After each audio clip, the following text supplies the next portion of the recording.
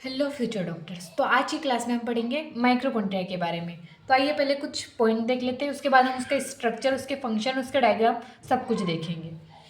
First point क्या है, जैसे कि हम माइक्रोकॉन्ट्रिया को स्टेन करते हैं। अगर हम उसको स्टेन नहीं करते तो हम उसको इजीली माइक्रोस्कोप के अंदर नहीं देख सकते, इसलिए हम उसको स्टेन करते हैं इजीली देखने के लिए।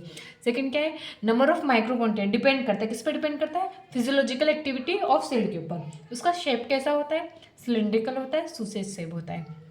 विड्थ कितनी होती है, 0.2 से 1 माइक्रोमीटर होती है। उसकी लेंथ कितनी होती है, 1 to 4.1 माइक्रोमीटर होती है। आई बात समझ में। अब पढ़ेंगे उसका स्ट्रक्चर ऑफ माइक्रोकॉन्ट्रिया। इसकी डबल मेम्ब्रेन बाउंड ऑर्गेनल है माइक्रोकॉन्ट्रिया। उसकी आउटर मेम्ब्रेन कैसी है, स्मूथ है, permeable to small molecule. Inner membrane कैसी है, फोल्डेड इनटू क्रिस्टिया। क्रिस्टिया क्या करती है, सरफेस एरिया को बढ़ाती है। और क्या करती है, मशीन है, किसकी मशीन है, एटीपी बनाता है। हम माइक्रोकॉन्ट्रिया को power house of the cell भी बोलते हैं और एटीपी को energy currency of the cell बोलते हैं। याद रखना, इसमें कंफ्यूज मत हो जाना। सेकेंड है मैट्रिक्स। मैट्रिक्स क्या है, इनसाइड इनर मेम्ब्रेन।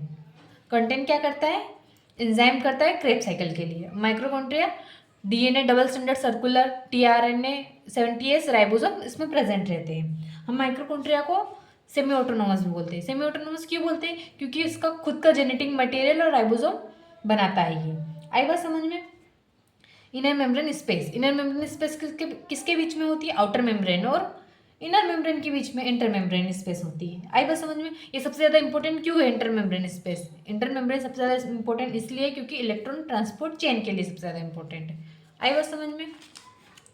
अब इसका डायग्राम देख लेते हैं। जैसे इसका डायग्राम है, ये आउटर मेम्ब्रेन है, ये इनर मेम्ब्रेन है। इनर मेम्ब्रेन फोल्ड हो गई, फोल्ड हो गई, उसने क्या बना लिया, क्रिस्टिया बना लिया। ये इंटर मेम्ब्रेन स्पेस है, इसमें DNA double standard circular DNA है, इसमें कुछ अमाउंट में राइबोसोम भी है, लिपिड है, ऑक्सीजोम है। ऑक्सीजोम को हम F0 F1 पार्टिकल्स भी बोलते हैं। ये क्या करते हैं, ये एटीपी बनाते हैं, याद रखना। राइबोसोम है, राइबोसोम कौन सा है, 70S है, प्रोकैरियोट बैक्टीरिया लाइक राइबोसोम है इसमें। आई बात समझ में। इसके फंक्शंस क्या है, इसके फंक्शंस है जैसे कि एटीपी सिंथेसाइज करता है, ये किसके द्वारा करता है, बायोऑक्सीडेटिव फॉस्फोराइलेशन ऑन क्रिस्टिया करता है। क्रेब साइकिल एंजाइम इन मैट्रिक्स, मैट्रिक्स में क्रेब साइकिल के एंजाइम रहते हैं। इंटरमेम्ब्रेन स्पेस में electron transport chain, intermembrane space क्यों होता है, इलेक्ट्रॉन ट्रांसपोर्ट चेन के लिए इंपॉर्टेंट है। मैट्रिक्स में क्या होता है, क्रेब साइकिल के लिए एंजाइम होता है। Heat production in some specialised cell, brown fat mitochondria. आई बात समझ में यहाँ से। और अब मैं आपको नीट के हिसाब से कुछ इंपॉर्टेंट पॉइंट बता देती हूँ, जैसे कि एटीपी फॉर्मेशन साइट कौन सी है, तो क्रिस्टिया है, याद रखना।